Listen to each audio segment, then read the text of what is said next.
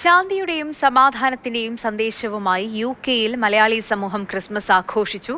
പള്ളികളിലും വീടുകളിലും പുൽക്കൂടും നക്ഷത്ര വിളക്കുകളും ഒരുക്കിയും പരസ്പരം സ്നേഹം പങ്കുവച്ചുമായിരുന്നു ആഘോഷം.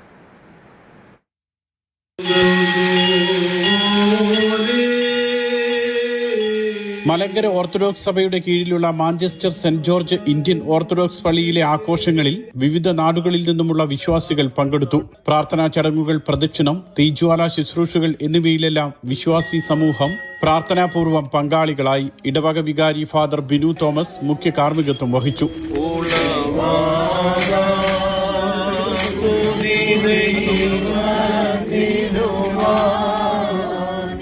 പാപികളായ മനുഷ്യരുടെ രക്ഷയ്ക്ക് വേണ്ടി സ്വർഗം ചായച്ചിറങ്ങി വന്ന് മുൻകൂട്ടിൽ ജാതം ചെയ്ത യേശുതമ്പുരാന്റെ തിരുപ്പിറവിയുടെ ഈ നാളിൽ മാഞ്ചസ്റ്റർ സെന്റ് ജോർജ് ഇടവകയുടെ merry Christmas and happy new year എല്ലാ ആശംസകളും നേരുകയും ചെയ്യുന്നു. ഇടവക മെത്രാപ്പൊലീത്ത എബ്രഹാം മാർ സ്റ്റെഫാനിയോസിന്റെ സാന്നിധ്യത്തിൽ പള്ളിയിലെ സൺഡേ സ്കൂളിന്റെ നേതൃത്വത്തിൽ കരോൾ അവതരിപ്പിച്ചു.